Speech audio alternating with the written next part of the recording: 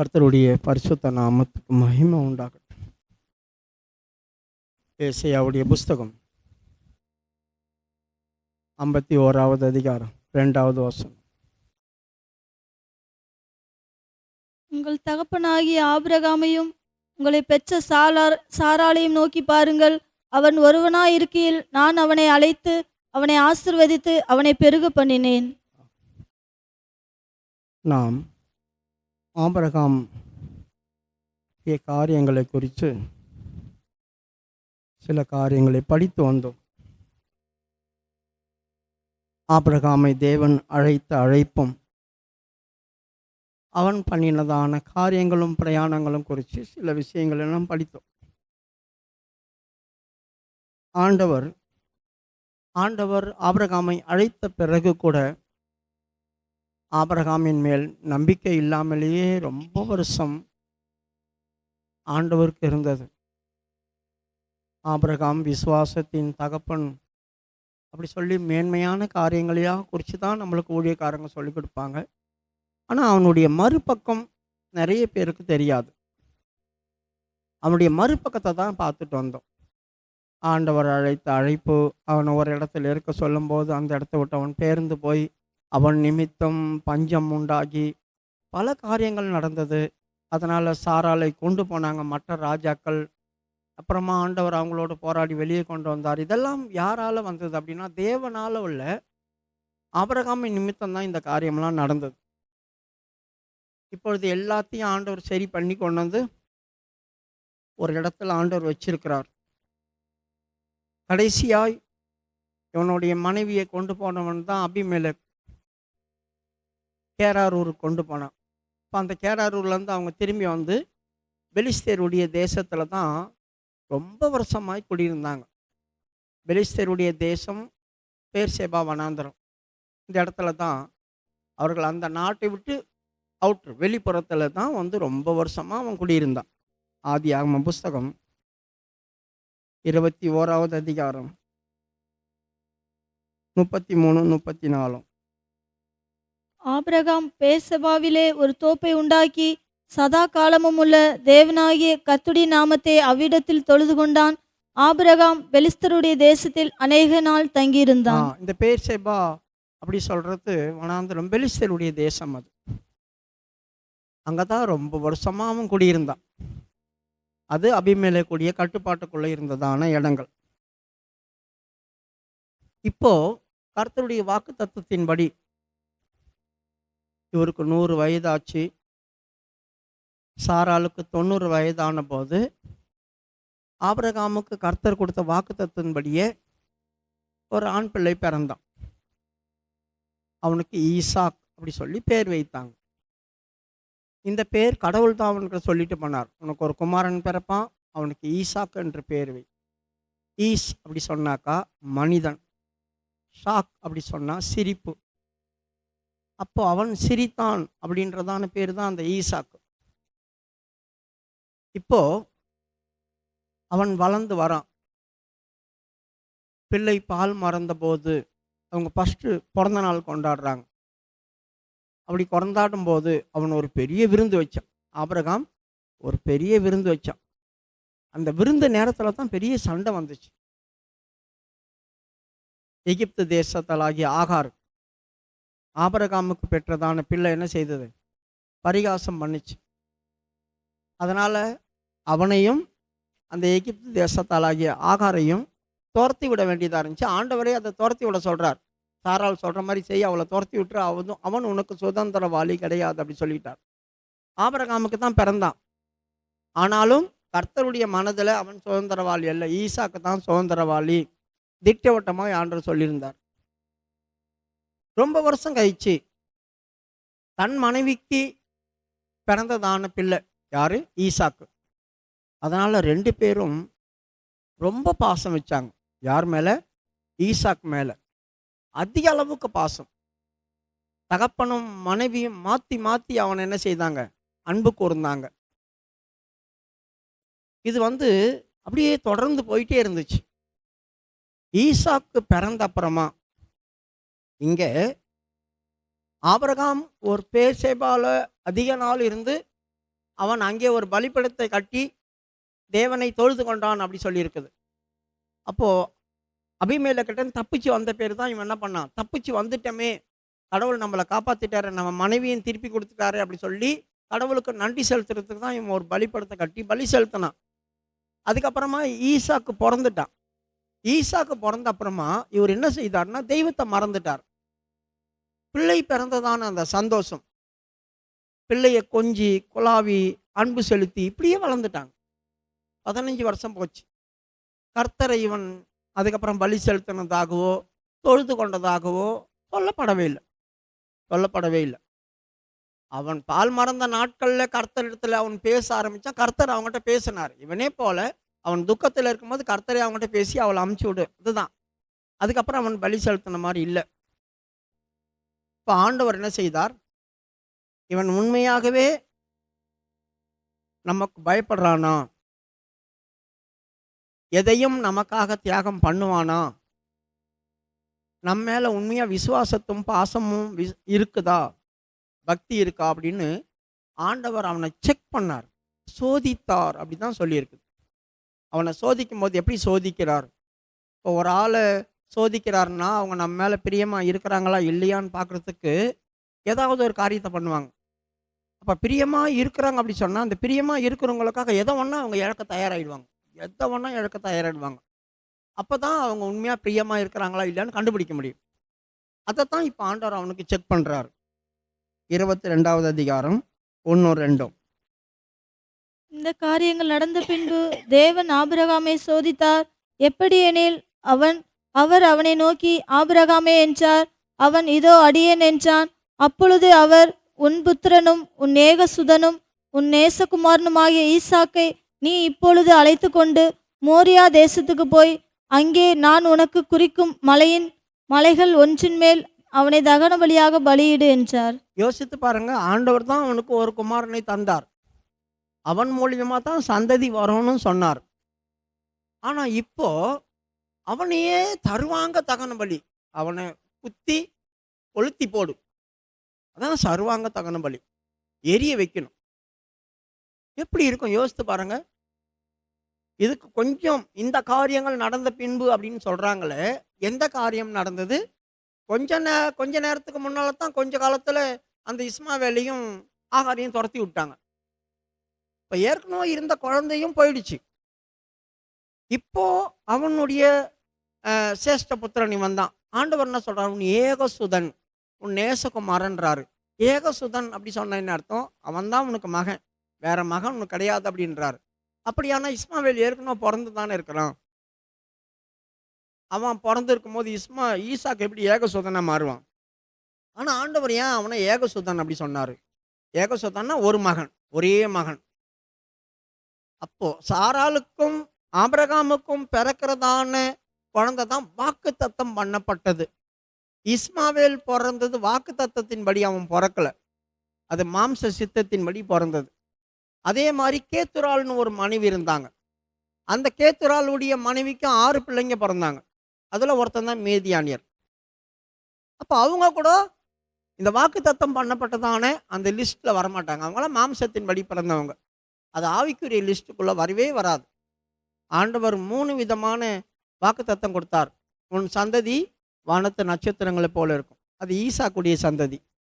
ஆவிக்குரிய சந்ததி, வாக்கு தத்தம் பண்ணப்பட்ட சந்ததி, அதான் ஈசாக்குடைய சந்ததி. அவங்க நட்சத்திரம் போல பிரகாசிப்பாங்க. இன்னொன்று, கடற்கரை மணலத்தனையா இருப்பாங்க அப்படி சொன்னார். இப்போ கடற்கரை மணலத்தனையா இருக்கிறவங்க வந்து இஸ்மாவேல் சந்ததி, அவங்க தான் அந்த முகமதியர், முஸ்லிம்ஸ். அதுக்கப்புறம் 3வது, உன் சந்ததி பூமியின் தூளத்தனையா இருப்பாங்க அப்படி சொன்னார், டஸ்ட். இப்போ பூமியின் தூளத்தனையா இருக்கிறவங்க தான் அந்த கேத்துராளுக்கு பிறந்ததான சந்ததி, புறஜாதிகள், விருத்த சேதனம் இல்லாதவங்க. இந்த 3 சந்ததி உனக்கு வரும் அப்படி சொல்லிட்டார். அது மாதிரி தான் அவனுக்கு நடந்தானா 2 சந்ததி மாம்ச பிரகாரமான சந்ததி. பூமிக்குரிய சந்ததி ஒன்று, மாம்சத்துக்குரிய சந்ததி ஒன்று. ஆனால் ஒன்று மட்டும்தான் ஆவிக்குரிய சந்ததி, அதான் ஈசாக்கு. இப்போ இது மட்டும்தான் கர்த்தருடைய மனதில் அவனுக்கு மகன். இந்த 2ம் தேவனுடைய மனதிலையும் திட்டத்திலையும் கிடையாது. அதனால தான் அவனை பார்த்து ஏகசுதன் அப்படி சொன்னார். இப்போ ஆண்டவர் அவனுக்கு பிள்ளையை கொடுத்து அது மேலே அவன் உயிரியே வச்சிருக்கிறான், அது மேலே அவன் உயிரையே வச்சிருக்கிறான். அவ்வளோ பாசத்தில் இருக்கும் போது இவர் எங்கேயாவது வெளியே போயிட்டு வந்தா கூட ஈசாக்கு ஓடி வந்து அப்பா கிட்ட விளையாடுவான், முதுகுல ஏறுவான், எல்லாம் செய்வான். இவங்க தாயும் தகப்பனும் அவன் மேல அவ்வளோ பாசம் வச்சிருந்தாங்க. திடீர்னு ஆண்டவர் பேசுறார். ஆபிரகாமே அப்படி சொல்லி கூப்பிட்டார். இதோ இருக்கிறேன் அப்படி சொன்னான். உனக்கு நேசகுமாரனும் ஏகசுதனா இருக்கிறான் இல்லையா? ஆண்டவரே நீ கொடுத்தது தான். அவனை நான் உனக்கு காண்பிக்கிறதான தேசமாகிய மோரியா மலைக்கு கொண்டு வா. எதுக்கு? அவனை சர்வாங்க தகன பலி செலுத்து அப்படின்னார். யோசித்து பாருங்க, இந்த வார்த்தையை ஆபிரகாம் கேட்கும்போது எப்படி இருந்திருக்கும் அவன் மனசுல. ஒரே ஒரு பையன், அந்த பையனை கொண்டு போய் பலி செலுத்தணுமா? அப்ப அவன் கேட்டிருப்பான், ஆண்டவரே இன்னொரு முறை சொல்லுங்க, எனக்கு சரியா கேட்கல. ஈசாக்குக்காக ஒரு சர்வாங்கன பலி தானே செலுத்தணும். ஈசாக்கு எனக்கு கொடுத்ததுக்காக நான் இன்னும் உனக்கு பலி செலுத்தல, அதுக்கு தானே பலி செலுத்த. இல்ல இல்ல இல்ல, ஈசாக்கையே சர்வாங்க தகன பலி செலுத்த அப்படி சொன்னான். அவன் இருதயம் எப்படி இருந்திருக்குமோ தெரியாது. கர்த்தர் அவங்கள்ட்ட அந்த பேசும்போது அவனை முற்றிலும் சேஞ்ச் ஆகிருப்பான். இப்போ அவர் வெளியோ ஆண்டவர் பேசினார், எந்த இடத்துல பேசினாரும் தெரியாது. இப்போ சாயந்தரம் வீட்டுக்கு வரார். சாயந்தரம் என்ன செய்கிறார்? அவர் வேலையை முடிச்சுட்டு வீட்டுக்கு வந்திருப்பார். முகம் சரி இருந்திருக்காது. சாரால் பேசியிருப்பா, சாப்பிட்டீங்களா, சாப்பாடு கொண்டு வரட்டுமா, இருக்கட்டும். ஈசாக்கு ஓடி வந்து முதுகில் அப்படி ஏறி கட்டி பிடிச்சிருப்பான், விளையாடி இருப்பான். அப்பான்னு கூப்பிட்டு வந்திருப்பான். அவனை பிடிச்சி கொஞ்ச நேரம் இரு, விளையாடாத, கொஞ்சம் ஒதுங்கில அப்படி சொல்லியிருப்பான். சாராளுக்கு தெரிஞ்சிருக்கும், ஒரு வேளை கர்த்தர் எதனா பேசியிருப்பார், இல்லைன்னா இப்படி ஆயிருக்காதே. அவனுக்கு என்ன குறைவு இருந்துச்சு? ஆபிரகாம் சீமானா இருந்தான், வேலைக்காரங்க வேலைக்காரிகள் எல்லாருமே இருந்தாங்க. அவனுக்கு எந்த குறையுமே இல்லை. துக்கம் வர வேண்டிய அவசியமும் கிடையாது, துக்கம் வர வேண்டிய அவசியம் கிடையாது. ஆனா முகம் மாறி இருக்கு. அப்ப சாராள் கேட்டிருப்பா, என்ன விஷயம்? இல்லை, நாளைக்கு நான் வந்து மோரியா மலை வரைக்கும் போக வேண்டியதா இருக்குது. எதுக்கு? பலி செலுத்தணும் ஆண்டவருக்கு. அதுக்கு எதுக்கு? இல்லை 3 நாள் பிரயாணம், போயிட்டு வாங்க. இல்லை, ஈசாக்கையும் கூட்டிட்டு போகணும். ஏன்னா இவர் போறது வனாந்தர பிரயாணம், சிட்டிக்குள்ள போல, அங்க ஃபுல்லா வனாந்தரம் தான். இந்த வனாந்தர பிரயாணத்துல அப்போ சாராள் நினைச்சிருப்பா, ஐயோ குழந்தை மேல இவ்வளவு பாசம் வச்சிருக்காரு, வனாந்தரத்துல இந்த குழந்தையும் கூட்டிட்டு போகணும், அதுக்காக இவ்வளவு துக்கமா இருக்கிறாரா? அதுக்கு என்ன, அதுக்கு என்ன, கூட்டிட்டு போங்கன்னு கூட சொல்லியிருக்கலாம். இல்லை, நான் வனாந்தர பிரயாணம் பண்ணணும், பலி செலுத்திட்டு வரணும். ஈசாக்கு பிறந்ததுக்கு அப்புறமா பலி செலுத்தலை, அதனால ஈசாக்காக ஆண்டவர்கிட்ட பொருத்தனை பண்ணியிருக்கலாம், அதுக்காக இவர் போகலாம். அவ எதனா நினைச்சிருப்பா. ஆனா சாராள் கிட்ட இந்த விஷயத்தை என்ன செய்யல, அவன் சொல்லலை. இப்போ அதிகாலையில் எழும்பினாங்க, சேனம் கட்டினாங்க. சேனம் கட்டி தன் குமாரனை கூப்பிட்டுக்கிட்டான். இவனும் 2 வேலைக்காரங்க இப்போ போக ஆரம்பிச்சாங்க. சாராளுக்கு மனசு சரியில்லை. ஏன்? அவனுக்கு இருந்ததான பாசமுள்ள குமாரன் 3 நாள் குழந்தையை பார்க்க முடியாது, 3 நாள் பிள்ளையாண்டான பார்க்க முடியாது. எல்லாரும் சொல்றாங்க ஈசாக்குக்கு 20 வயசு 22 வயசு இருக்கும். இந்த வேதத்தில் இருக்கிறதான காரியங்கள் எல்லாம் படிச்சு அவனுடைய நாட்கள்லேருந்து பிறந்ததுலேருந்து எவ்வளோ நாள் அவன் உயிரோடு இருந்தான் அப்படியெல்லாம் நம்ம கரெக்டாக செக் பண்ணோம். அப்படி சொன்னாக்கா ஈசாக்குக்கு 15 வயசு தான் இருந்திருக்கும் அவன் பலி செலுத்த போகும்போது. அதுக்கு மேலே இருந்திருக்காது, அது கம்மியாகவும் இருந்திருக்காது. 22 வயசு 25 வயசுலாம் அவன் போய் பலி செலுத்தல். அப்படின்னா ஓடி போயிருப்பான் ஈசாக்கு. இப்போ அவர் கீழ்ப்படிந்தான் அப்படின்னாக்கா, யாராவது ஒரு அப்பா குத்துவாரு கத்தி எடுத்துன்னா, எந்த மகனா குத்துங்கப்பா, நான் கடவுளுக்காக சாகிறேன், நீ எவனா சொல்லுவானா? அப்பனுக்கு இருக்கிற பக்தி பிள்ளைக்கு இருக்கும்னு சொல்லவே முடியாது. சரி, இப்போ ஈசாக்க கூப்பிட்டுக்கிட்டார். போகும்போது 2 வேலைக்காரி அனுப்புறா. யாரு? சாராள். எதுக்காக? ஏய், அவருக்கு வயசாகி போச்சு, சரியா கண்ணு தெரியாது, 3 நாள் பிரயாணம், 3 நாள் அங்கங்க தங்கி போகணும், பிள்ளையாண்டான்னு பார்த்துக்குங்க, குழந்தைய பார்த்துக்குங்க, பிள்ளையாண்டான்னு பார்த்துக்குங்க. திருப்பி திருப்பி திருப்பி அந்த வேலைக்காரங்களுக்கு அதான் சொல்லியிருப்பார். அவர் பாவம், அவர் தடுமாறுவாரு. நீங்க குழந்தைய பார்த்துங்க, குழந்தைய பார்த்துங்க. இப்போ வேலைக்காரங்களுடைய மனசுலன்னா, எஜமாட்டி பிள்ளைய பார்த்துக்க சொன்னா, பிள்ளைய பார்த்துக்க சொன்னா, பிள்ளைய பார்த்துக்க சொன்னா, இதுதான் எண்ணமா இருக்கும். இப்போ பிள்ளையை கூப்பிட்டு கிளம்பிட்டாங்க. தூரமாக போயிருக்கும். போகும்போது கூட சொல்லுவாங்க, குழந்தை பத்திரம், குழந்தை பத்திரம் அப்படி தான் சொல்லியிருப்பான். ஆபிரகாமுக்கு மனசில் எப்படி இருந்திருக்கும்? அவனை தான் பலி செலுத்தவே போகிறோம். குழந்தை பத்திரம், குழந்தை பத்திரம் அப்படி சொன்னால் எப்படி இருக்கும்? ஒரு பிரயாணம் பண்ணுறாங்க, 3 நாள் பிரயாணம் பண்ணுறாங்கன்னா, ரொம்ப செல்லமாக வளர்த்த குழந்தைய அனுப்புகிறோம் அப்படின்னாக்கா, புள்ள வர வரைக்கும் புள்ளைய பத்திரமா கூட்டு போய் பத்திரமா கூட்டு வாங்க அப்படி தானே சொல்லுவாங்க. அவன் கூட்டு போனான். குறிப்பிட்டதான அந்த இடம் வந்துச்சு. குறிப்பிட்டதான அந்த இடம் வந்துச்சு. அந்த இடம் வந்த பேர். இப்போ வேலைக்காரங்களை என்ன செய்தாங்க? மலை கீழே நீங்கள் இங்கே இருங்க, நீங்கள் இங்கே இருங்க அப்படி சொல்லிட்டு. ஏன்னா வேலைக்காரங்க தான் அந்த விறகெல்லாம் தூக்கிட்டு வரணும். ஆனால் அவங்ககிட்ட இருந்து வாங்கி என்ன செய்தாங்க? ஈசாக்கு மேலே வச்சான். விறக ஈசாக்கு மேலே வச்சான். தீவெட்டி இருக்குது, கையில் கத்தி இருக்குது. ஏறி போகிறாங்க. வேலைக்காரங்களை ஏன் கூட்டு போல? இங்கே நில்லுங்க, நாங்களும் போய் தேவனை தொழுது கொண்டு வருகிறோம் அப்படி சொல்கிறோம். நாங்கள் போய் சாமி கும்பிட்டு வரோம், நீங்கள் 2 பேரும் இங்கே இருங்க அப்படி சொல்லிட்டான். பலி செலுத்த ஏன் இவங்களை கூட்டு போகல வேலைக்காரங்களை? ஏன்னா சாரால் சொல்லியிருக்கிறா, குழந்தைய பார்த்துக்கோ, குழந்தை பத்திரம், குழந்தை பத்திரம் அப்படி சொல்லியிருக்கிறா. இப்போ ஈசாக்கா அவன் கையை காலை கட்டி பலி செலுத்த வைக்கும் போது இந்த வேலைக்காரங்க 2 பேரும் என்ன பண்ணியிருப்பாங்க? ஐயோ எஜமாட்டி குழந்தை பத்திரம், குழந்தை பத்திரம் சொன்னார், இவருன்னா குழந்தைய தூக்கி பலி செலுத்த போறாரு, ஈசாக்கா போய் பலி செலுத்த போறாருன்னு ஒருத்தன் போய் ஆபிரகாமை கெட்டிமா பிடிச்சிப்பான், ஒருத்தன் ஈசாக்கை தூக்கின்னு ஓடிடுவான். கண்டிப்பா நடக்கும். அதனால தான் அவங்க என்ன பண்ணாங்க? வேலைக்காரங்களை நீங்க எங்கேயே இருங்க, நாங்க 2 பேர் போயிட்டு தேவனை தொழுது கொண்டு வருகிறோம் அப்படி சொன்னாங்க. படிமா அந்த வசனத்தை. நீங்க இங்கேயே இருந்து காத்துருங்க, கழுதையை கட்டி போட்டுட்டு, நாங்கள் போய் தேவனை தொழுது கொண்டு இவ்விடத்துக்கு திரும்பி வருவோம் அப்படி சொல்லிட்டு போறான். அப்போ அவங்க என்ன நினைச்சாங்க? அவங்க எஜமான அவங்க பர்சனலாக அவங்க தெய்வத்தை வணங்க போறாங்க, அவங்க போய் வணங்கிட்டு வரட்டும், நம்ம இங்கே காத்திருக்கிறோம் அப்படி சொல்லிட்டு அவங்க உட்காந்துட்டாங்க. இப்போ இவன் என்ன பண்ணா? அந்த வேலைக்காரங்களுடைய கண்ணுக்கு மறையிற இடத்துக்கு போயிட்டான். வேலைக்காரங்க கண்ணுக்கே மறையிற இடத்துக்கு அவன் போயிட்டான். இப்போ ஆண்டவர் குறித்த இடம் வந்தாச்சு. இப்போ இவங்க ஏறி போயிட்டு இருக்கிறாங்க. ஏறி போயிட்டு இருக்கிற போது திடீர்னு பிள்ளை கேட்குறான், என் தகப்பனே அப்படி சொன்னான்.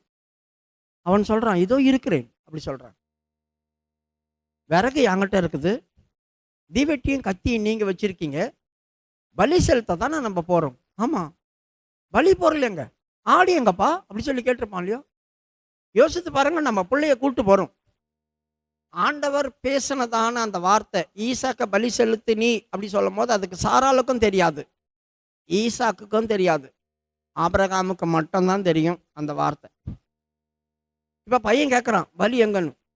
நம்மளான்னா எப்படி இருக்கும்? 3 நாள், ஒரு நாள் இவங்க படுத்து இருப்பாங்க. ஈசாக்கு தூங்கி இருப்பான் நல்லா, ஆபிரகாமுக்கு தூக்கமே வந்திருக்காது. என் பிள்ளைய நானே கொலை பண்ண போறேன், என் பிள்ளைய நானே குத்தி பலி செலுத்த போறேன், பலி செலுத்த போறேன். நம்ம நினைக்கிறோம் ஆபிரகாம் ரொம்ப சந்தோஷமா கூட்டு போய் பலி செலுத்தினான். எந்த தகப்பனும் ஆண்டவருக்கு பலி செலுத்தணும் அப்படின்னா கூட தன் சொந்த மகனை பலி செலுத்தணும். நேசகுமாரன் அவனை தான் நேசிக்கிறான். அந்த நேசகுமாரனை பலி செலுத்தணும்னா சந்தோஷத்தோடு செலுத்த மாட்டாங்க, செலுத்தி தான் ஆகணும். கர்த்தர் கேட்டார், கர்த்தருக்கு பயப்படணும். இவன் தேவன் எனக்கு எவ்வளோ செய்திருக்கிறார், கர்த்தருக்கு பயந்து தான் ஆகணும், செலுத்தி தான் ஆகணும், முடிவு பண்ணிட்டான். ஆனால் உள்ளுக்குள்ள எவ்வளோ வேதனை இருக்கும். 3 நாளா ஈசாக்கு நல்லா நிம்மதியாக தூங்கி இருப்பான். அப்பா கூட வேற வெளிநாடு போறோன்னாங்க. 3 நாள் பிரயாணம்னாக்கா என்ன அர்த்தம்? அவங்க தேசத்தை விட்டு வெளிநாடு போகிறான். அந்த தேசம் எப்படி இருக்கும், அந்த ஜாலியில் தான் ஈசாக்கு போனான். ஆனால் அப்பாவுக்கு தான் வேதனையாக இருந்திருக்கு. 3 நாளாக பிள்ளையை பார்த்து பார்த்து துக்கப்பட்டிருப்பான். இப்போ இந்த வார்த்தையை வேற கேட்குறான், பலி எங்க, ஆடு எங்க கேட்டான். அப்போ தான் சொல்லலாம் அவன், அங்கே கர்த்தர் பார்த்து கொள்வார், கர்த்தர் பார்த்து கொள்வார் அப்படி சொன்னான். இவங்க போகிற இடம் வனாந்திரம், அங்கே யாரும் இல்லை. ஆனால் அதுக்கு அந்த பக்கம் ஒரு தேசம் இருக்கு, அதுதான் சாலோம் தேசம். அங்கே ஆட்கள் இருந்தாங்க. இப்போ இவங்க என்ன செய்தாங்க? மேலே போனாங்க. 2 பேர் தான். பலிப்பீடத்தை அந்த நாட்களில் கட்டணும், கல்லுங்கள்லாம் எடுத்து கட்டியிருப்பாங்க. பலிப்பீடத்தெல்லாம் எடுத்து கல்லெல்லாம் கட்டி அதுக்கப்புறம் விறகெல்லாம் அடுக்குனாங்க. விறகெல்லாம் அடுக்கி முடிச்ச பேர் அந்த விறகடு இந்த விறகடு அப்படி சொல்லியிருப்பார். அப்படி விறகு அடுக்கும் போது விறக பிடிக்கிற மாதிரி ஈசாக்கு கையை பிடிச்சிருப்பார். இப்போ ஈசாக்கு என்ன யோசிச்சிருப்பான், பா என் கையை ஏன் பிடிக்கிறீங்க அப்படி சொல்லி. இல்லை இங்கே வா, என் கையை ஏன் பிடிக்கிறீங்க, ஒன்றும் இல்லை இங்கே வா அப்படி சொல்லி கூப்பிட்டுருப்பான். அந்த விறகெடு தம்பி, இந்த விறகெடு தம்பி அப்படி சொல்லி எடுக்க சொல்ற நேரத்தில் அவன் கையை இறுக்கி பிடிச்சிருப்பான். ஈசாக்குக்கு ரொம்ப பயம் வந்திருக்கும் கண்டிப்பா. எந்த மகனும் தான் சாவறத என்னதான் அப்பா மேல ரொம்ப பாசமா இருந்தாலும், அப்பா நம்மள கொலை பண்ண போறாரு அப்படின்னா, கொலை பண்ணிக்கன்னு சொல்லிட்டு போனா, அட பைத்தியக்காரா விட்றா ஆள அப்படி சொல்லிட்டு ஓடிடுவானுங்க. இப்போ இவனே வந்து அவனே தானா கீழ்ப்படிஞ்சு பைபிள் அப்படியே உட்காஞ்சான் அப்படி சொன்னாக்கா, ஈசாக்கு வந்து ஆபிரகாமுக்கும் தெய்வத்துக்கு கீழ்ப்படிஞ்சான். அவன் கீழ்ப்படிஞ்ச பிள்ளையா வளர்ந்தான். அதனால தான் அவன் பலி செலுத்தும் போது அவன் படுத்துக்கிட்டான். அவனே ஏறி படுத்துக்கிட்டானா. அவனே ஏறி படுக்கிறதுக்கு கையங்காலம் எது கட்டணும்? யோசித்து பாருங்க. படிமா. ஈசாக்கினுடைய கையங்காலம் கட்டி 22. தேவன் அவனுக்கு சொல்லியிருந்த இடத்துக்கு வந்தார்கள். அங்கே ஆபிரகாம் ஒரு பலிபீடத்தை உண்டாக்கி கட்டைகளை அடுக்கி தன் குமாரனாகிய ஈசாக்கை கட்டி அந்த பலிபீடத்தில் அடுக்கிய கட்டைகளின் மேல் தன் குமாரனாகிய ஈசாக்கை கட்டி. அப்ப எது கட்டணும்? அவனே ஏறி நான் ஆண்டவருக்கு தானே பலியாக போறேன், நீங்க வெட்டுங்கப்பா, உங்களுக்கு தான் அந்த பொருத்தனை நிறைவேறணும்னாக்கா அவனே ஏறி கம்முன்னு படுத்து இருக்கலாமே. ஈசாக்கை கட்ட வேண்டிய அவசியம் என்ன? ஏன்னா அவன் கட்டலைன்னா ஓடிடுவான். யாரும் அப்படி இடம் கொடுக்க மாட்டாங்க. இப்போ ஈசாக்கை கட்டி தூக்கி மேலே வச்சுட்டான். இப்போ ஈசாக்கு கத்திருப்பான். என்ன கத்திருப்பான்? ரொம்ப சவுண்டா கத்திருப்பான். வேலைக்காரங்களுக்கு கேட்கணும். வேலைக்காரங்க வேற ரொம்ப தூரத்தில் இருக்கிறாங்க. காப்பாத்துங்களேன், யாராவது காப்பாத்துங்களேன், யாராவது காப்பாத்துங்களேன் கத்திருப்பான். அம்மா ஒன்று இருந்திருக்காதா? பலி செலுத்தினா ஈசாக்கை பலி பீடத்தை மேலே அவன் வச்சு அவன் குத்த போறான் அப்படின்னா ஈசா கப்சிப்புன்னு கம்முன்னு இருந்து பார்த்துன்னு இருந்திருப்பானா? யாரா இருந்தாலும் உயிர் போகுதுன்னா கத்தி கூச்சலிட்டு இருப்பாங்க. பயங்கரமா சத்தம் போட்டிருப்பான். எப்படியாவது வேலைக்காரங்களும் கேட்டா வந்துருவானுங்க அப்படி சொல்லி கத்திருப்பான். நம்மளை காப்பாத்துறதுக்கு யாரும் இல்லையே அப்படின்னு. இப்போ அவனை தூக்கி பலிபீடத்தின் மேல போட்டான்.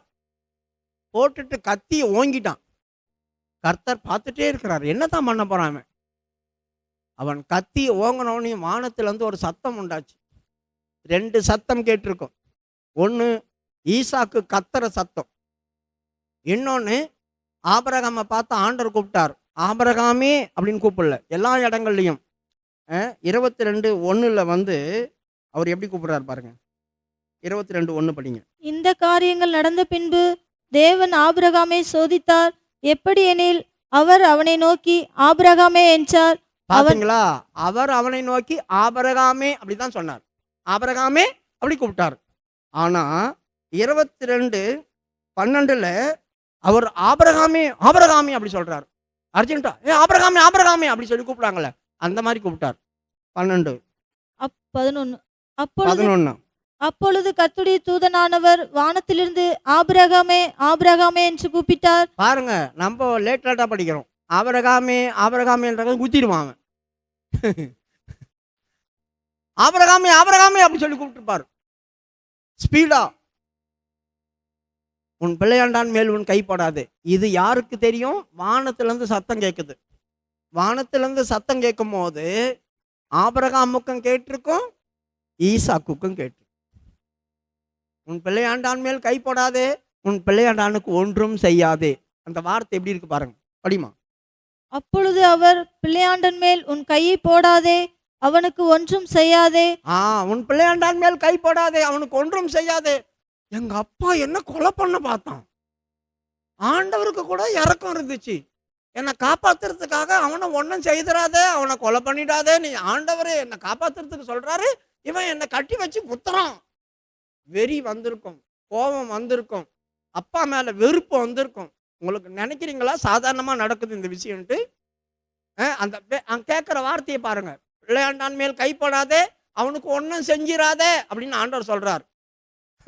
அப்போ என் ஆண்டவர் தான் என்னை காப்பாத்தினார், இல்லை எங்க அப்பனே என்னை கொண்டு போட்டிருப்பான். ஆண்டவர் தான் என்னை காப்பாத்தினார். அதுல இருந்து தான் ஈசாக்கின் பயபக்திக்குரிய தேவன் அப்படி சொல்றாங்க. ஈசாக்கின் பயபக்திக்குரிய தேவன் ஏன் சொல்றாங்கன்னாக்கா, எங்க அப்பா காப்பாத்தினார், எங்க அப்பா கட்டந்தி என் ஆண்டவர் தான் காப்பாத்தினார். ரொம்ப பயந்து நடந்தான் ஆண்டவருக்கு, இல்லைன்னா என் உயிர் போயிருக்கும். இப்போ அவன் மேல் கை போடாதே அப்படி சொல்லிட்டு என்ன சொல்றாரு? அடுத்தது 12வது வசனத்துல சொல்றாரு, இப்பொழுது நீ எனக்கு பயந்திருக்கிறாய் என்று நான் அறிந்திருக்கிறேன். எப்போ பாருங்க சாட்சி. ஒரு ஆளை அழைச்சது 12வது அதிகாரத்துல, அது 11வது அதிகாரத்துல பெசபுத்தோமியால தான் அழைச்சாரு. அழைச்ச போது அவன் ஆண்டவரை ஏத்துட்டு தான் உள்ள வந்தான். ஆண்டவர் அவனுக்கு வாக்குத்தத்தம் பண்ணார், எல்லாம் பண்ணார். ஆனா அதுக்கேத்த மாதிரி அவன் நடந்துக்கல. ஆண்டவரை ரொம்ப கோவப்படுத்தினான். இப்போ ஆண்டவர் உண்மையா இவன் என்கிட்ட பக்தியா இருந்து எல்லாத்தையும் இழக்க தயாரா இருக்கானா, எனக்காக எல்லாத்தையும் இழக்க தயாரா இருக்கிறானான்னு செக் பண்ணும்போது அவன் தயாரா இருந்தான். எந்த விதமான சந்தேகமும் படல, எந்த காரியத்தையும் மனசுல நினைச்சு துக்கப்படல, இவனை பலி செலுத்தணுமே என்ற வேதனைப்படல.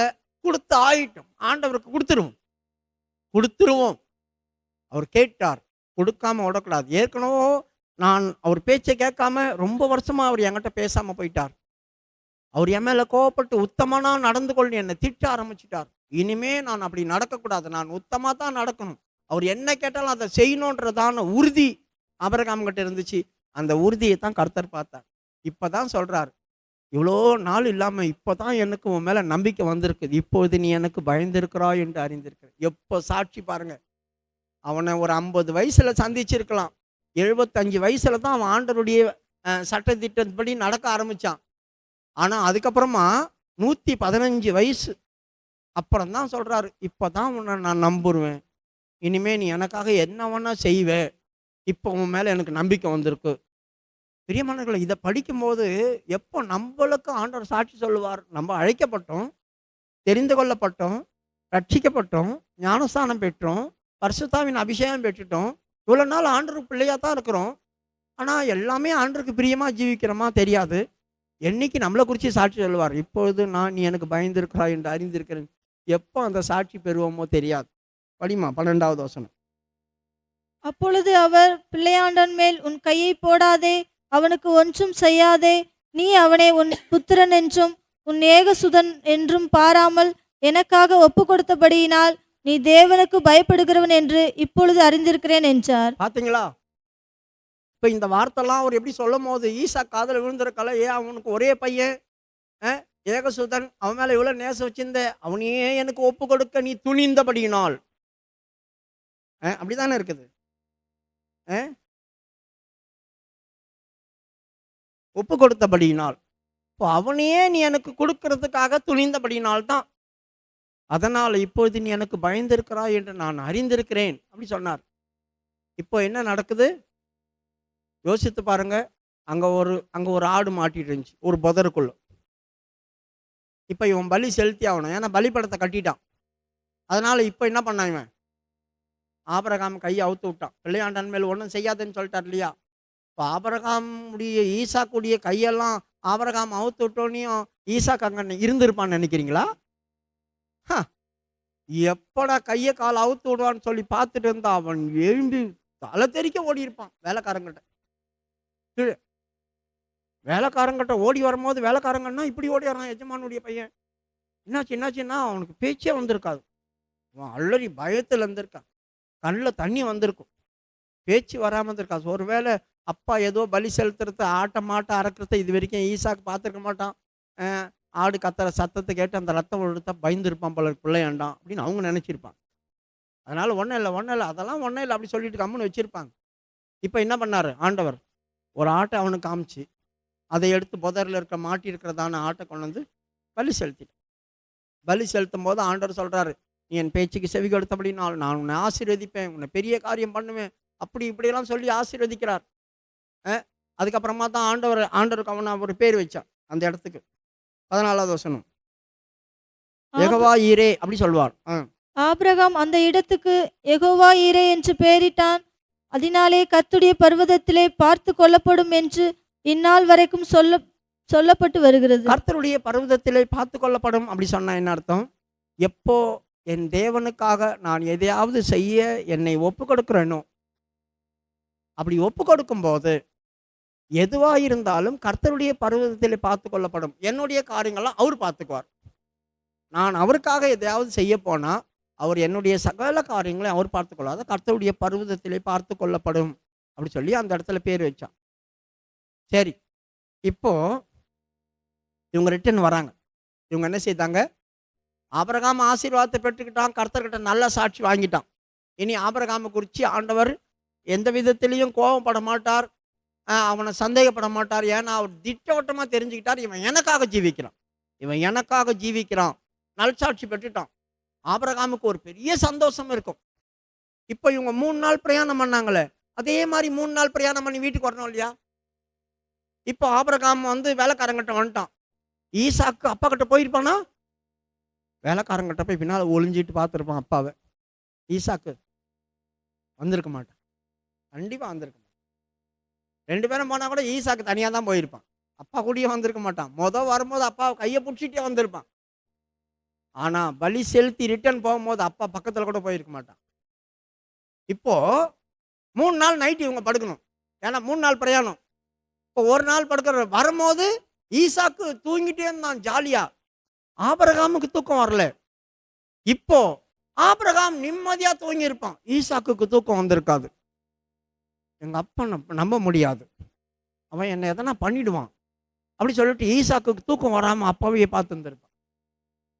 இப்போ ஈசாக்குடைய இருதயத்தில் எப்படி இருந்திருக்கும் தெரியுமா? எப்படா நம்ம அம்மாவை பார்ப்போம், எப்படா நம்ம அம்மாவை பார்ப்போம், இதே எண்ணமா இருந்திருக்கும். இப்போ அவர்கள் என்ன செய்தாங்க? அங்கிருந்து துரிதமாய் பேர்சபாக்கு வந்தாங்களாம். 22வது அதிகாரம் 19வது வசனம். ஆபிரகாம் தன் வேலைக்காரரிடத்துக்கு திரும்பி வந்தான். அவர்கள் எழுந்து புறப்பட்டு ஏகமாய் பேர்செபாவுக்கு போனார்கள்.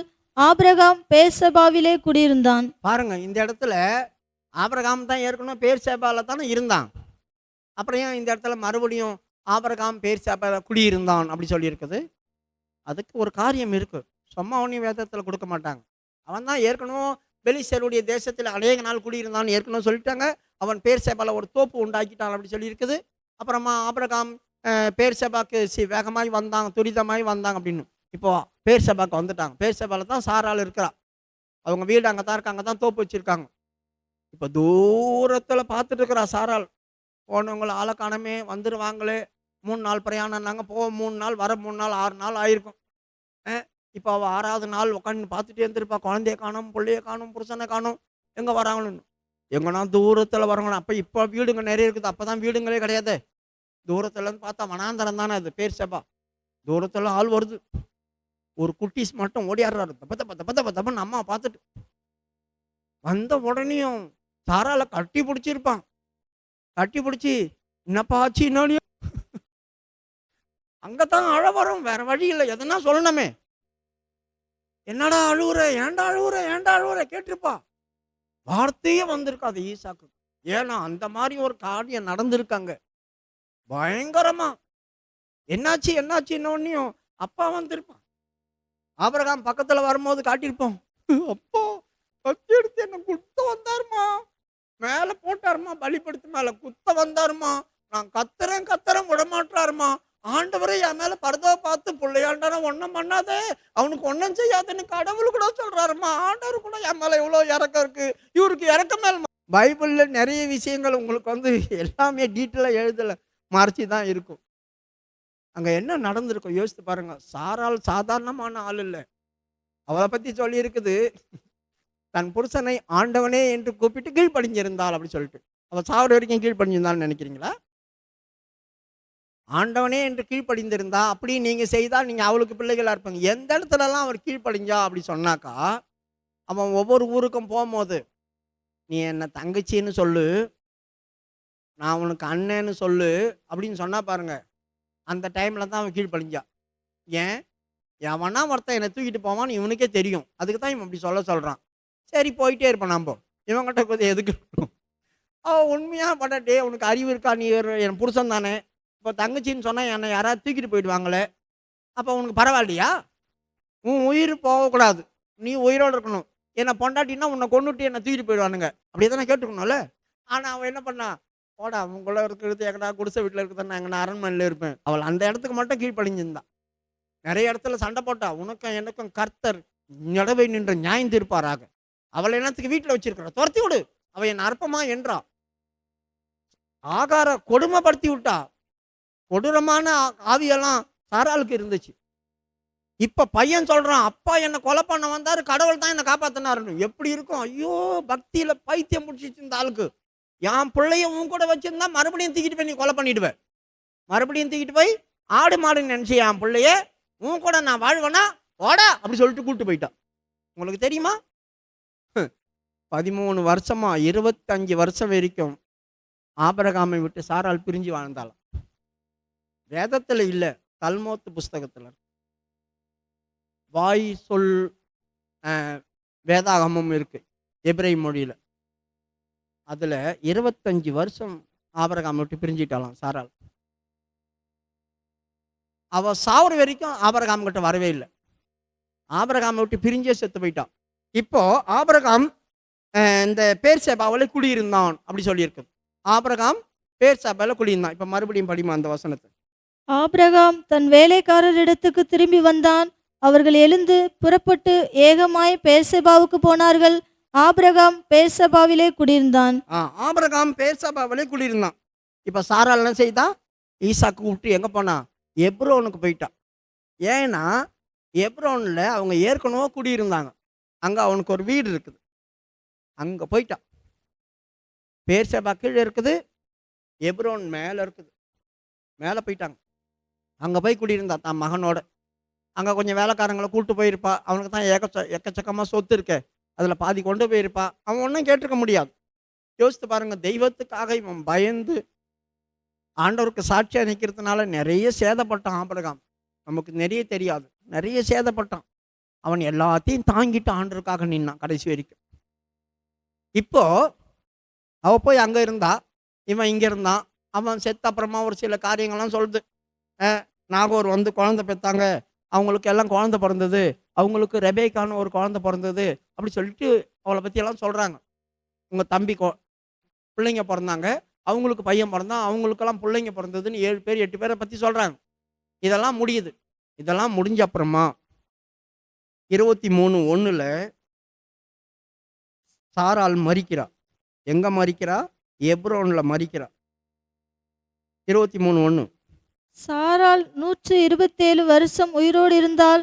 இவ்வளவே சாராளுடைய வயது. கானான் தேசத்தில் உள்ள எபிரோன் என்னும் கீரியாத் அர்பாவிலே சாராள் மரித்தாள். அப்பொழுது ஆபிரகாம் வந்து சாராள் மரித்தாள். கீரியாத் எபிரோன்ல சாராள் மரித்தாள். ஆபிரகாம் வந்து, எங்க வீட்டுல என் மனைவி செத்தா நான் எதுக்கு வரணும்? எங்க வீட்டுல தானே நான் இருக்கிறேன், இருக்கிறதுக்கு எதுக்கு வந்து அப்படி சொல்லி இருக்குது. இப்போ ஆபிரகாம் வந்து அப்படின்னா எங்க இருந்து வந்து? பேர்செபாவில் ஆள் விட்டு அனுப்புறாங்க. எப்போ அவன் மனைவி செத்துட்டா, நீ வா அடக்கம் பண்ணோன்னு சொல்றாங்க. அதனால தான் ஆபிரகாம் தான். மறுபடியும் படிங்க அந்த வசனம், 2வது வசனம். கானான் தேசத்தில் உள்ள எபிரோன் என்னும் கீரியாத் அர்பாவிலே சாராள் மரித்தாள். அப்பொழுது ஆபிரகாம் வந்து சாராளுக்காக புலம்பி அழுதான். ஆபிரகாம் வந்து சாராள் பக்கத்துல உட்காந்து புலம்பி அழுகுறான். வந்து புலம்பி அழுதான். அப்போ புலம்பின்னா அழுதுருப்பான். அடி பாவி, அத்தனை வயசுல 15 வயசுல பிள்ளைய கூப்பிட்டு வந்து 25 வருஷமா என்னை பிரிஞ்சு வாழ்ந்துட்டியே. சாவ போற நேரத்துலயாவது என்னை கூப்பிட்டு எதனா பேசியிருக்கலாமே. நடந்த காரியம் என்னன்னு உங்கள்கிட்ட நான் சொல்லியிருப்பேனே. எதுவுமே கேட்காம இப்படி வந்து அநியாயத்துக்கு மிஸ் அண்டர்ஸ்டாண்டிங்லேயே வாழ்ந்து செத்து போயிட்டியே. என்கிட்ட ஒப்புரவாகாமையே செத்து போயிட்டியே. என் கடைசியில கூட மூஞ்ச பார்த்து 2 வார்த்தை பேச முடியாம ஆயிப்போச்சே. அப்படிதான் புலம்பி அழுது. இல்லைன்னா அவங்க வீட்டில் செத்த ஆளுக்கு எதுக்கு அவர் வந்து புலம்பி அழணும்? அடிமா 23:2 கானான் தேசத்தில் உள்ள எபிரோன் என்னும் கீரியாத் அர்பாவிலே சாராள் மரித்தாள். அப்பொழுது ஆபிரகாம் வந்து சாராளுக்காக புலம்பி அழுதான். பின்பு ஆபிரகாம் பிரதேம் இருந்த இடத்தில் இருந்து எழுந்து போய் இப்போ என்ன பண்றாரு? புலம்பி அழுதுட்டு போய் அந்த ஊருக்காரங்கிட்ட போறார். போய் அவங்களுக்கு வந்தனம் பண்றார். உங்களெல்லாம் பார்த்து ரொம்ப வருஷமாச்சு, நீங்களாம் எப்படி இருக்கீங்க? என் மனைவி என் பிள்ளையும் இவ்வளோ நாள் நீங்கள் வச்சு பாதுகாத்தீங்க, எங்களுக்கு பாதுகாவலாக இருந்தீங்க. அவங்க தனியாக வந்து இங்கே கிடந்தாங்க, நீங்கள் ரொம்ப உதவி பண்ணீங்க, உங்களை எல்லாருக்கும் ரொம்ப நன்றி. அதாங்க வந்தனம். அந்த ஊருக்காரங்களே அந்த ஊர்லேயே இருக்கும்போது இவருக்கு எதுக்கு வந்தனம் பண்ணணும்? படிமா. ஏத்தின் புத்தரோட பேசி, நான் உங்களிடத்தில் அந்நியனும் பரதேசியுமாயிருக்கிறேன். என்னிடத்தில் இருக்கிற இந்த பிரேதம் என் கண்முன் இராதபடிக்கு நான் அதை அடக்கம் பண்ணுவதற்கு உங்களிடத்தில் எனக்கு சொந்தமாக ஒரு கல்லறை பூமியை தர வேண்டும் என்றான். அதற்கு ஏத்தின் புத்திரர் ஆபிரகாமுக்கு பிரதியுத்தரமாக, எங்கள் ஆண்டவனே, நாங்கள் சொல்லுகிறதை கேளும். எங்களுக்குள்ளே நீர் மகாபிரபு. எங்கள் கல்லறைகளில் முக்கியமானதிலே பிரதத்தை அடக்கம் பண்ணும். நீர் பிரதத்தை அடக்கம் பண்ண எங்களில் ஒருவனும் தன் கல்லறையை உமக்கு தடை செய்வதில்லை என்றார்கள். அப்பொழுது 7வது வசனம். அப்பொழுது ஆபிரகாம் எழுந்திருந்து ஏத்தின் புத்திரராகிய அத்தேசத்தாருக்கு வந்தனம் செய்து. பாத்தீங்களா, அந்த தேசத்தாருக்கு வந்தனம் செய்து அவங்கள போய் விசாரித்து அவங்கள கும்பிட்டு, நீங்க ரொம்ப சந்தோஷம், நீங்க எங்களுக்காக அவ்வளோ உதவி பண்ணீங்க, இவ்வளோ உதவி பண்ணீங்க, என் மனைவியை யாருடைய கல்லறையிலையோ நான் அடக்கம் பண்ண விரும்பல, எனக்குன்னு ஒரு சொந்த பூமி வேணும், இங்க எனக்குன்னு ஒரு சொந்த பூமி வேணும்னு எத்தியர்கிட்ட இருந்து அந்த கடைசியில இருக்க மக்போலா அந்த இடத்த கொஞ்சம் விலைக்கா கொடுக்க சொல்லுங்க. ஐயா உங்களுக்கு நிறைய பணம் இருக்குது, அதுல என்ன இல்லை இல்லை வர்த்தகருடைய விலையை சொல்லி அவங்க என்ன செய்தாங்க, சில சேக்கல் பணத்தை கொடுத்து அவன் அந்த பூமியும் அந்த கொகைகளும் வாங்கினான். மக்போலா கொகைகளும் அந்த பூமியும் வாங்கி சாராலை அடக்கம் பண்ணினான். சாரால் என்ன செய்தான், அடக்கம் பண்ணினான். அடக்கம் பண்ணி முடிச்ச அப்புறமா தான் இப்போ 3வது அதிகாரம் 23வது அதிகாரத்தில் இந்த சாராளுடைய அடக்கம் கிடக்கம் எல்லாம் முடியுது. முடிஞ்சிட்டு என்ன செய்தாரு, இப்போ மறுபடியும் வந்துட்டாரு. ஈசாக்கு எப்ரோன்ல தான் இருக்கிறார், இன்னும் ஆபிரகாம் கூட வரல. ஈசாக்கு அப்பா மேல இருந்த பயம் போல, அவனை நம்ப வைக்கிறதுக்காக நிறைய காரியம் அவனை செய்தான் ஆபிரகாம். இப்போ ஆபிரகாம் வந்து பேர்சபாக்கு வந்துட்டான். வந்தபோது இப்போ இவருக்கு வந்து 40 வயசு ஆகுது. இப்போ யாருக்கு, ஈசாக்குக்கு 40 வயசு ஆகுது. அதனால தன் வீட்டில் இருக்கிறதான மூத்த வேலைக்காரன் அதான் எலியாசர், அவனை கூப்பிட்டு என்ன செய்தான், எப்பா என் மகன் என்கிட்ட அவ்வளோ அந்த அளவுக்கு இல்லை, அவன் பிரிஞ்சு அங்கேயே கிடக்கிறான், அவன் இங்கே வரவும் மாட்டான், அதனால நீ என்ன பண்ணு, அவன் தனியாக இருக்க வேண்டாம், நீ போய் அவனுக்கு எதனா ஒரு பொண்ணை பார்த்து கல்யாணம் பண்ணி வை. யோசித்து பாருங்க, தான் பிள்ளைக்கு தான் தானே கல்யாணம் பண்ணி வைப்பாங்க. ஈசாக்குக்கு மட்டும்தான் எலியாசர் போனான் வேலைக்காரன் பொண்ணு பார்க்க. வேற எந்த இடத்துலையும் ஒரு எஜமானுக்கு வேலைக்காரன் போய் பொண்ணு பார்த்ததா இல்லவே இல்லை. அந்த இடத்துல எலியாசர், நீ போ சத்தியம் பண்ணு, என் தேசத்துல இருக்கிறதான பொண்ணு தான் வேணும், இந்த கானான் தேசத்துல யாருக்கும் பொண்ணு எடுத்துறாது, அவங்க மோசமானவங்க, அதனால என்ன பண்ணு, என் இனத்துல போய் நீ பொண்ணு எடுத்து என் பிள்ளைக்கு கல்யாணம் பண்ணி வைப்பேன்னு சத்தியம் பண்ணி கொடுத்துட்டு போ அப்படி சொல்றான். இப்போ இவன் என்ன செய்தான், இவன் தகப்பனுடைய பாரத்தை இவன் எடுத்துக்கிட்டு அப்புறமா இவன் போனான். போய் என்ன செய்தான், நாகோருடைய வீட்டிலேயே போய் ரெபெக்காளை கூப்பிட்டு வந்தான். இவங்களுடைய தம்பி பிள்ளைங்களுக்கு பிறந்ததான பிள்ளையை கூப்பிட்டு வந்தான். கூப்பிட்டு வந்த போது இப்போ ரோட்டில் வந்துட்டு இருக்கிறாங்க. அவங்க வந்துட்டு இருக்கிற நேரத்தில் என்ன சம்பவிச்சது, ஈசாக்கு அப்படி போயிருக்கிறார். சாயந்தரம் வேலையில அவர் வனாந்தரமா போய் என்ன செய்வாராம், தியானம் பண்ணுவாராம். அவர் தியானம் பண்ண போகும்போது ஒட்டகத்தில் வராங்க எல்லாரும். அப்போ ரெபெக்கா கேட்குறா, யார் அந்த மனுஷன், என் எஜமான் அவர் தான் நீ கல்யாணம் பண்ண போற அப்படி சொல்றாங்க. உடனே அவன் என்ன பண்ணா, அந்த ஒட்டகத்தை விட்டு இறங்கி முக்காடு போட்டுக்கிட்டான். இப்போ எலியாசர் வரான், ஐயா உங்க அப்பா அவங்க மேல எவ்வளவு பாசம் வச்சிருக்காரு தெரியுமா, நீ தனியா இருக்கக்கூடாதுன்னு சொன்னாரு, எனக்கு போய் ஒரு பொண்ணை பார்த்துட்டுனா நான் உங்க சொந்தக்காரருடைய பொண்ணையே கூப்பிட்டு வந்திருக்கிறேன், உங்களை அவ்வளோதான் கல்யாணம் பண்ண நீங்க அப்படி சொல்லி. அப்போ அவன் என்ன பண்ணானா, தன்னுடைய தாயாகிய சாராளுடைய கூடாரத்தில் கொண்டு போய் விட்டு தாய் மேல் இருந்த துக்கம் மறந்து இவளால் அவள் ஆறுதல் அடைந்தானான். பார்த்தீங்களா, சாராளுடைய கூடாரத்துக்கு கொண்டு போனான் அப்படி சொன்னாக்கா அவனும் அவங்க அம்மாவும் வாழ்ந்த இடம். அவன் பேர்சபாக்கு வரல, எப்ரோன்லேயே என்ன பண்ணான், தன் தாய் இருந்த இடத்துல அவளை கூப்பிட்டு போய் தாய் மேல இருந்த துக்கம் போயிடுச்சு. ஏன்னா இப்போ தாயும் இல்லை, இந்த பக்கம் அவர் அப்பா அங்கே இருக்கிற அப்பா கட்டியும் போக முடியாது, பேசல பயம். அதனால இப்போ துக்கம் தீர்றதுக்காக கல்யாணம் பண்ண உடனேயும் ரெபெக்காவால் ஆறுதல் அடைஞ்சு அதுக்கப்புறமா தான் இவங்களுக்கு குழந்தெல்லாம் பிறக்குது. அதுக்கப்புறமா எத்தனை வயசுல ஆபிரகாம் சாவுறாரு, 200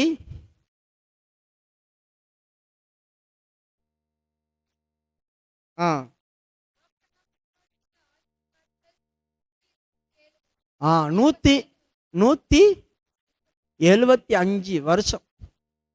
அதுக்கப்புறம் தான் அவர் மரிக்கிறார். அதுக்கு முன்னால ஈசாக்குக்கும் ஆபிரகாமுக்கும் ஒரு நட்புறவு, என் பிள்ளைய நான் உண்மையா நேசிக்கிறேன் அப்படி சொல்லி நல்ல அபிப்பிராயத்தை உண்டாக்குறதுக்கு ஒரு காரியம் பண்ணாமன். இப்போ சாராலும் செத்து போயிட்டா, ஆகாரம் எகிப்துக்கு போயிட்டா, ஆபிரகாம் தனியா இருக்கிறார், என்ன பண்றதுன்னு தெரியல. அதனால சாரால் செத்த பிறகு ஆபிரகாம் என்ன பண்ணான், கேத்துராள்னு ஒரு பொண்ணை கல்யாணம் பண்ணான். 25:1